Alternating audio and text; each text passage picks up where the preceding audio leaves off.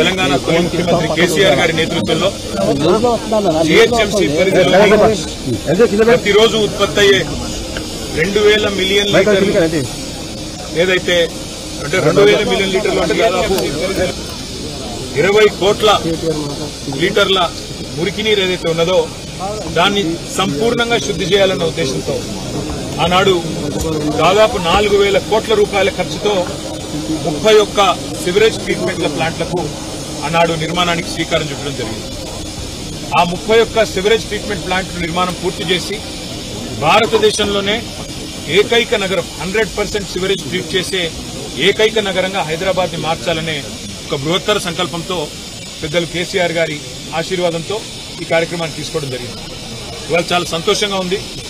మా కూకట్పల్లి ఎమ్మెల్యే కృష్ణారావు గారి ఆహ్వానం మేరకు పెద్దలు శ్రీనివాస్ యాదవ్ గారి ఆహ్వానం మేరకు వాళ్ళ కూకట్పల్లి కాన్స్టిట్యున్సీలోని ఫతేనగర్ ఎస్టీపీ ఏదైతే ఉన్నదో ప్రారంభోత్సవానికి సిద్దంగా ఇప్పుడు ప్రస్తుతం ట్రయల్ రన్ దశలో ఉన్న ఈ ఎస్టీపీని 133 ఎమ్మెల్డీల కెపాసిటీ కలిగే ఈ ఎస్టీపీని సందర్శించడం మా గౌరవ శాసనసభ్యులందరం కూడా కలిసి పెద్దలు శ్రీమతి సబితా ఇంద్రారెడ్డి గారు, సోదరులు మాగంటి గోపీనాథ్ గారు, మరి రాజశేఖర రెడ్డి గారు, అదేవిధంగా శాసన మండలి సభ్యులు పెద్దలు మహమూద్ అలీ గారు, అదేవిధంగా గౌరవనీయులు షమీపూర్ రాజు గారు, మా రాగిడి లక్ష్మారెడ్డి గారు, అదేవిధంగా మా స్థానిక కార్పొరేటర్ అందరం కూడా కలిసి వీటిని సందర్శిస్తా ఉన్నాం.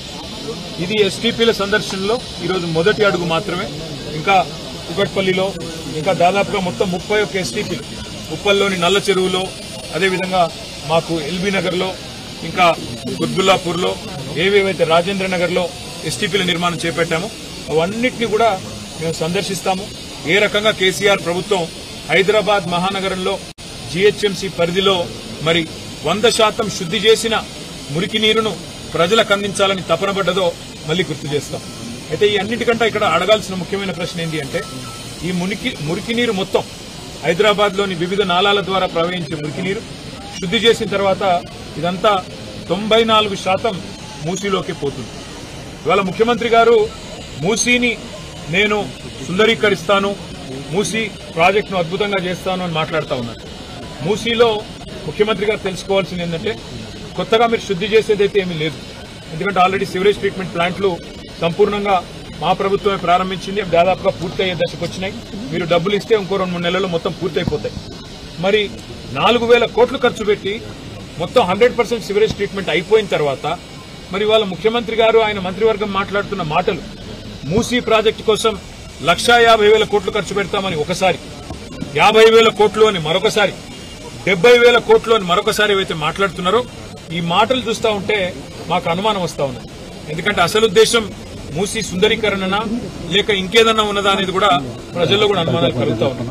కాబట్టి నేను రేవంత్ రెడ్డి గారికి మున్సిపల్ శాఖకు కూడా చెప్పేదల్లా ఒకటే, మీరు ఆల్రెడీ కేసీఆర్ గారు ఏదైతే మంచిగా వడ్డిచ్చినా విస్తరిలాగా మీకు అన్ని పంచపక్ష ప్రమాణాలు పెట్టి మీకు అసలు ఒక్క ఇల్లు కట్టలేదన్నారు. నాకు ఆశ్చర్యం అనిపించింది.